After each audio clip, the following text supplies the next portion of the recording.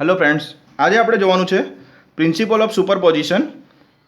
તો પહેલા આપણે નિયમ જોઈ લઈએ. When a member is subjected to a number of force acting on its outer edge as well as some internal section along the length of the member, the total deformation of the member will be equal to the algebraic sum of the deformation of the individual section. This is called the principle of superposition. શું કહેવા માંગે છે જોઈ લઈએ એકવાર. When a member is subjected to a number of forces acting on its outer edge, means કે અહીંયા એક મેમ્બર આપેલો છે, એક મટીરિયલ છે જે અલગ અલગ 3 સેક્શનનું બનેલું છે. સેક્શન નંબર 1, સેક્શન નંબર 2 અને સેક્શન નંબર 3, જેનો ડાયામીટર મટીરિયલ જો આ સેક્શન નંબર 1નો ડાયામીટર જોઈએ તો એ D1 છે અને એની લેન્થ જે છે એ L1 છે. સેક્શન નંબર 2ની વાત કરીએ તો એનો ડાયામીટર D2 છે અને લેન્થ જે છે એ L2 છે. સેક્શન નંબર 3ની વાત કરીએ તો લેન્થ જે છે એ D3 છે અને લેન્થ L3 છે અને ડાયામીટર જે છે એ D3 છે. હવે એની આઉટર એજ ઉપર લાગતા ફોર્સીસ કયા કયા છે? તો આઉટર એજ ઉપર અહીંયા ફોર્સ લાગે છે આ P જે છે એ અને S જે છે એ આઉટર એજ ઉપર લાગતા ફોર્સીસ છે.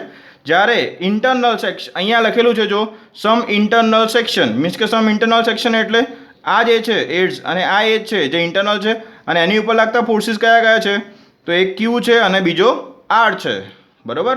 તો હવે નિયમ આગળ વાંચીએ. Along the length of the member, means કે દરેકની લેન્થ કેવી કેવી છે? અલગ છે. અહીંયા L1 છે, અહીંયા L2 છે અને અહીંયા L3 છે. The total deformation of the member, means કે આની ઉપર ઉદ્ભવતું ટોટલ ડિફોર્મેશન. માની લો કે બધા લાગતા ફોર્સીસ ટેન્શન હોય તો એની લેન્થમાં વધારો થશે. તો લેન્થમાં વધારો થાય છે તો ટોટલ કેટલો વધારો થાય છે? બરોબર. એ આપણે જોવું હોય તો શું કરવું પડે? તો આ દરેક જે મેમ્બર છે એનું મટીરિયલ અલગ અલગ હોય તો એની જે ડિફોર્મેશન છે એ બી કેવું થશે? અલગ અલગ થશે. મીન્સ કે દરેક મટીરિયલ છે એક એલ્યુમિનિયમ હોય, બીજું સ્ટીલ હોય અને ત્રીજું કોપર હોય અને આ ત્રણ મટીરિયલને આપણે જોડેલા છે. બરાબર. તો હવે જ્યારે બી આપણે ફોર્સ એપ્લાય કરીશું તો મટીરિયલની જે પ્રમાણે સ્ટ્રેન્થ હશે એ પ્રમાણે એની લંબાઈમાં થતો વધારો કે ઘટાડો એ કેવો હશે? એ મટીરિયલ ઉપર ડિપેન્ડ કરે છે. મટીરિયલની જે સ્ટ્રેન્થ છે એની ઉપર ડિપેન્ડ કરે છે. તો ટોટલ લંબાઈમાં જે વધારો થાય છે કે ટોટલ લંબાઈમાં જે ઘટાડો થાય છે એ શું થશે? તો ઇન્ડિવિજ્યુઅલ જે સેક્શન છે એની ઉપર લાગતા જે ફોર્સીસ છે, બરાબર, એના લીધે ઇન્ડિવિજ્યુઅલ સેક્શનમાં જે લંબાઈમાં વધારો થાય છે બધાનો શું કરવાનો છે? આપણે સરવાળો કરીશું તો તમને ટોટલ લંબાઈમાં થતો વધારો મળશે. બસ આ જ નિયમને આપણે કહીએ છીએ પ્રિન્સિપલ ઓફ સુપરપોઝિશન. ફરીથી એકવાર જોઈ લઈએ મિત્રો. તો જ્યારે કોઈ બી મેમ્બર, આ એક મેમ્બર છે જેની ઉપર બહારની એજ ઉપર લાગતા ફોર્સીસ કયા કયા છે? P અને S છે. અંદર લાગતા ફોર્સીસ કયા કયા છે? Q અને R. બરાબર. અને દરેક જે સેક્શન છે એની લેન્થ કેવી છે? અલગ અલગ છે. પહેલા સેક્શનની લેન્થ L1 છે, બીજાની L2 છે અને ત્રીજાની L3 છે. એ જ રીતે ક્રોસ સેક્શન એરિયાની વાત કરીએ તો અહીંયા ડાયામીટર D1, D2 અને D3 અલગ અલગ છે એટલે ક્રોસ સેક્શન એરિયા બી કેવો થશે? અલગ અલગ થશે. બરાબર. તો હવે આ જે ફોર્સીસ લાગે છે એના લીધે જો ટેન્સાઇલ ફોર્સ હોય તો દરેકની લંબાઈમાં શું થશે? વધારો થશે. બરાબર. તો એવા કેસમાં શું થશે? તો આ જે સેક્શન છે, માની લો કે આ સેક્શન છે એ પહેલો સેક્શન એલ્યુમિનિયમનો બનેલો છે, બીજો જે સેક્શન છે એ કોપરનો છે અને ત્રીજો જે સેક્શન છે એ સ્ટીલનો છે. તો આ ત્રણ સેક્શનની લેન્થમાં જે વધારો થાય છે, લંબાઈમાં જે વધારો થાય છે એ કેવો થશે? અલગ અલગ થશે. બરાબર. તો મારે આ આખા મેમ્બરની ટોટલ લંબાઈમાં થતો ફેરફાર શોધવો હોય તો શું કરવું પડે? તો અલગ અલગ લંબાઈમાં થતો જે વધારો છે, મીન્સ કે આની લંબાઈમાં થતો વધારો ડેલ્ટા L1 છે, આની લંબાઈમાં થતો વધારો ડેલ્ટા L2 છે અને આની લંબાઈમાં થતો જે વધારો કે ઘટાડો છે ડેલ્ટા L3 છે. તો આ ત્રણનો હું સરવાળો કરું તો મને આખો જે મેમ્બર છે એનો ટોટલ લંબાઈમાં થતો ફેરફાર મળી જાય. ઓકે. તો બસ આ જ નિયમને આપણે કહીએ છીએ પ્રિન્સિપલ ઓફ સુપરપોઝિશન. ઓકે. તો અહીંયા આપણે શું કર્યું છે? જો અહીંયા delta L is equal to delta L1. Delta L1 એ શું બતાવે છે? તો આ જે પોર્શન સેક્શન નંબર 1 છે કે જે એલ્યુમિનિયમનો બનેલો છે, આપણે અહીંયા ખાલી એક્ઝામ્પલ લીધેલા છે. તો અહીંયા ડેલ્ટા L1 છે એ શું બતાવે છે? લંબાઈમાં થતો ફેરફાર. કોની લંબાઈમાં થતો ફેરફાર બતાવે છે? સેક્શન 1ની. ઓકે. એ જ રીતે પ્લસ ઓર માઇનસ. હવે અહીંયા તમને એવું થતું હશે કે સાહેબ અહીંયા પ્લસ ઓર માઇનસ કેમ લખ્યું છે? તો જ્યારે લંબાઈમાં વધારો થતો હોય તો આપણે પ્લસ સાઇન યુઝ કરીશું. લેન્થમાં વધારો થાય, મીન્સ કે ઇન્ક્રીઝ થાય તો શું આવશે? Plus sine. હવે લંબાઈમાં વધારો ક્યારે થાય? તો જ્યારે આપણે ફોર્સ કયો એપ્લાય કરીએ? ટેન્સાઇલ. તો જ્યારે ટેન્સાઇલ ફોર્સ લાગતું હોય ત્યારે લંબાઈમાં શું થાય? વધારો થાય. અને એવા કેસમાં આપણે શું કરીએ છીએ? પ્લસ સાઇનનો યુઝ કરીએ છીએ. અને જ્યારે આપણે કોમ્પ્રેસિવ ફોર્સનો યુઝ કરતા હોય તો એવા કેસમાં શું થશે? લેન્થ ડિક્રીઝ થશે અને એ વખતે આપણે શું મૂકીએ છીએ માઇનસ. ઓકે, તો તમારે અહીંયા યાદ રાખવાનું છે કે જો સેક્શનની લંબાઈમાં વધારો થતો હોય મીન્સ કે એની ઉપર લાગતું ફોર્સ ટેન્સાઇલ હોય તો તમારે ડેલ્ટા L1 જે છે એ પ્લસ મૂકવાનો છે અને એની ઉપર લાગતું ફોર્સ કોમ્પ્રેસિવ હોય તો એવા કેસમાં તમારે ડેલ્ટા L છે એ કેવો મૂકવાનો છે માઇનસ મૂકવાનો છે. Same to same section number 2 અને 3 માટે. બરાબર, તો અહીંયા આપણે આ ડેલ્ટા L જે છે એ ટોટલ લંબાઈમાં થતો વધારો બતાવે છે. તો ટોટલ લંબાઈમાં થતો વધારો એ કોના બરાબર થશે? તો પહેલા સેક્શનની લંબાઈમાં થતો ફેરફાર પ્લસ બીજા સેક્શનની લંબાઈમાં થતો ફેરફાર પ્લસ ત્રીજા સેક્શનની લંબાઈમાં થતો ફેરફાર અને આપણે આ બધાનો બેઝિક સરવાળો કરીએ એટલે તમને ટોટલ લંબાઈમાં થતો ફેરફાર મળી જાય. હવે આ ડેલ્ટા L1 નું જે ઇક્વેશન છે ડેલ્ટા L1 બરાબર આપણે અહીંયા મૂક્યું છે PL/A1 E1. એ કઈ રીતે આવે છે તો એ આપણે હુકના નિયમ પરથી આગળના લેક્ચરમાં જોયેલું છે. તો આપણે અહીંયા ડેલ્ટા L1 ની વેલ્યુ ડાયરેક્ટ અહીંયા મૂકી દઈશું. PL/A ઇક્વેશન છે પણ અહીંયા આપણે સેક્શન નંબર 1 માટે લઈએ છીએ એટલે આપણે અહીંયા મૂકશું P1 L1 A1 અને E1. જ્યાં P1 એ શું છે તો P1 એ સેક્શન નંબર 1 ઉપર લાગતો લોડ છે.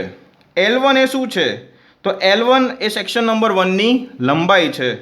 A1 એ શું છે તો અહીંયા તમને ડાયામીટર આપેલો છે અને ડાયામીટર ઉપર તમને એરિયા શોધવાનું ઇક્વેશન ફાવે છે તો π/4 d1² તમે કરશો એટલે તમને મળશે A1. બરાબર, તો A1 કઈ રીતે લાવવાનો છે તો જ્યારે બી તમને ડાયામીટર આપેલો હોય તો ડાયામીટર ઉપરથી તમે π/4 d² કરશો એટલે તમને શું મળશે એરિયા મળી જશે. ઓકે, અને E1 જે છે એ શું બતાવે છે તો સેક્શન નંબર 1 અને એની બતાવે છે મોડ્યુલસ ઓફ ઇલાસ્ટિસિટી. એને આપણે યંગ મોડ્યુલસ બી કહીએ છીએ અને એ કોની ઉપર ડિપેન્ડ કરે છે તો E1 જે છે એ મટીરિયલ ઉપર ડિપેન્ડ કરે છે. માની લો કે આ ત્રણ સેક્શન જે છે એનો ક્રોસ સેક્શન એરિયા અલગ અલગ છે તો એવા કેસમાં A1 A2 અને A3 અલગ અલગ થશે. પણ માની લો કે મટીરિયલ સેમ છે તો એવા કેસમાં ફરીથી ધ્યાનથી સાંભળો, મટીરિયલ જો એક જ હોય તો એવા કેસમાં E1 બરાબર E2 બરાબર E3 તમારે લેવાનું છે. ફરીથી એકવાર, જો મટીરિયલ એક જ હોય તો એવા કેસમાં ભલે અહીંયા ડાયામીટર અલગ અલગ હોય તો બી તમારે E જે છે એની વેલ્યુ મીન્સ કે યંગ મોડ્યુલસ છે એ એક જ લેવાનો છે. ઓકે, બીજી એક વાત, જો અહીંયા ડાયામીટર D1 D2 અને D3 જે છે એ અલગ અલગ આપેલા છે પણ ઘણી વખતે તમને એક્ઝામમાં ડાયામીટર જે છે એ એક જ સરખો આપેલો હશે મીન્સ કે ક્રોસ સેક્શન એરિયા જે છે આ પ્રમાણે આપેલો હશે પોર્શન નંબર 1 2 અને 3. બરાબર, તો અહીંયા ક્રોસ સેક્શન એરિયા જે છે એ સેમ થશે. તો એવા કેસમાં જો મટીરિયલ સેમ હોય અને ડાયામીટર બી સેમ હોય તો એવા કેસમાં A1 અને E1 એ દરેકની વેલ્યુ કેવી થશે સરખી થશે. તો એવા કેસમાં A1 E1 બરાબર A2 E2 બરાબર A3 E3 થશે અને એવા કેસમાં આપણે એને કોમન કાઢી શકીએ છીએ. બરાબર, તો અહીંયા તમારે યાદ રાખવાનું છે આને આપણે ગુજરાતીમાં બળનો પ્રત્યારોપણનો નિયમ બી કહીએ છીએ. બરાબર, તો અહીંયા તમારે delta L is equal to શું થશે ± delta L1 ± delta L2 ± delta L3. હવે આપણે ડેલ્ટા L ની કિંમત છે એ અહીંયા મૂકી PL/AE. આ સેક્શન નંબર 1 માટે મૂકેલી છે, એ જ રીતે અહીંયા સેક્શન નંબર 2 માટે મૂકેલી છે અને એ જ રીતે અહીંયા સેક્શન નંબર 3 માટે મૂકેલી છે. બરાબર, એક્ઝામ પોઈન્ટ ઓફ વ્યૂ આ થિયરી જે છે એ તમને 2 માર્ક્સમાં બી પૂછાઈ શકે છે અને એક્ઝામ પોઈન્ટ ઓફ વ્યૂ આ થિયરી બહુ ઇમ્પોર્ટન્ટ છે મિત્રો. તો ફરીથી એકવાર આપણે આને જોઈ લઈએ. તો પ્રિન્સિપલ ઓફ સુપરપોઝિશન એ શું કહેવા માગે છે? પ્રિન્સિપલ ઓફ સુપરપોઝિશન એ કહેવા માગે છે કે અહીંયા ઘણા બધા સેક્શન, અહીંયા તમને મેમ્બર 3 જ આપેલા છે, એ 3ની જગ્યાએ તમને 4 કે 5 મેમ્બર બી આપી શકે તો તમારે ગભરાવાની જરૂર છે નહીં. અહીંયા તમને ડેલ્ટા L1 ડેલ્ટા L3 અને ડેલ્ટા L3 3 સેક્શન આપ્યા હોય તો 3 વખત લખવાનું છે. 5 સેક્શન આપ્યા હોય તો અહીંયા ડેલ્ટા L4 અને ડેલ્ટા L5. બરાબર, જેટલા સેક્શન આપ્યા હોય એટલા સેક્શનનો આપણે શું કરવાનું છે સરવાળો કે બાદબાકી કરવાની છે અને એની ઉપર લાગતું ફોર્સ જો ટેન્સાઇલ હોય તો સરવાળો અને કોમ્પ્રેસિવ હોય તો બાદબાકી. બસ આપણે આ જ વસ્તુ યાદ રાખવાની છે. ઓકે, અહીંયા જો P1 P2 અને P3 એ શું છે તો જે ફોર્સિસ લાગે છે સેક્શન નંબર 1 2 અને 3 ઉપર એ છે L1 L2 અને L3 શું છે તો અહીંયા લંબાઈ આપેલી છે L1 L2 અને L3. એ ત્રણે અલગ અલગ સેક્શનની લંબાઈ જે છે એ અલગ અલગ હશે તો એ છે A1 A2 અને A3 શું છે એરિયા છે અલગ અલગ સેક્શન ઉપર લાગતા. E1 E2 અને E3 શું છે તો મોડ્યુલસ ઓફ ઇલાસ્ટિસિટી છે અલગ અલગ સેક્શનની. બરાબર, તો આ જે છે એને કહેવાય પ્રિન્સિપલ ઓફ સુપરપોઝિશન.